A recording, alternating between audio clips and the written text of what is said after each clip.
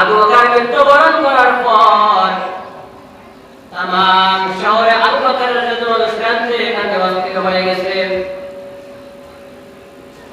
ওমর চিন্তা করেন আবু বকরের এমন কি যে কামড় আছে,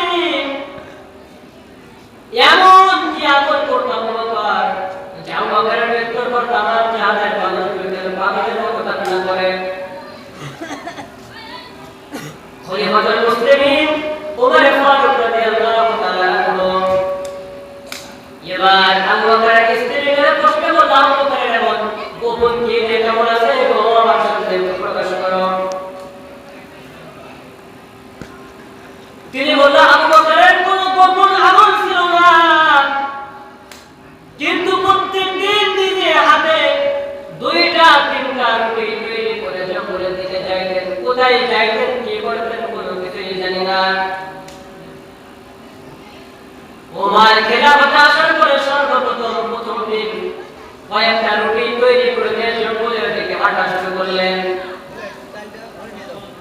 কিছু দূরে যাইতে না যাইতে কিছু রাখালের দৌড়ে চলে এলো।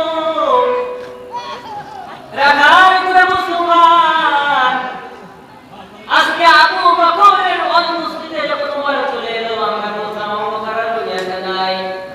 ওমর আবু বকর প্রত্যেকদিন আমাদের কাছে আসতেন, পকেট ভরা খুরমা খেজুর নিয়ে আসতেন।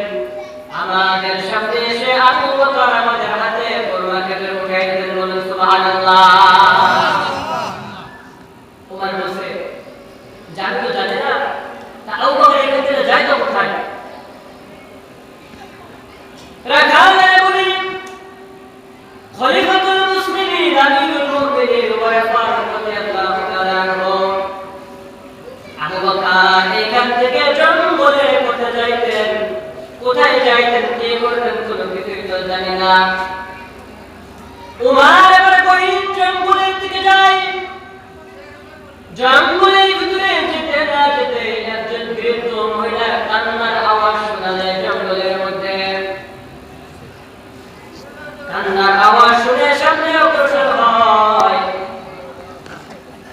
এই বৃদ্ধ মহিলা এবার ডাকতে বসছে, ও ওমর, আজকে যেহেতু আবু বকরের অনুপস্থিতি ওমর চলে এলো, আমার মনে হয় আবু বকর আর দুনিয়াতে নাই। ওমর বলছে, মা, আবু বকর এখানে আসতেন, কি করতেন?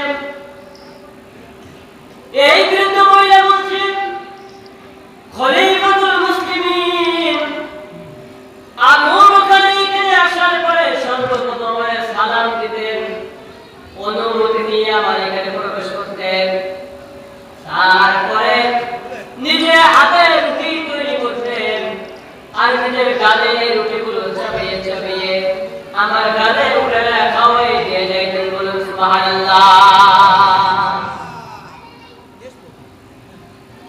ওমর লক্ষ্য করে দেখে এই যে বৃদ্ধ মহিলা, তার পুরা শরীরে ঘা পাতলা পড়া, পুরা শরীরে ঘা পাতলা পড়া, কথা বলতে জিহ্বার ভিতরেও ঘা, দুর্গন্ধ।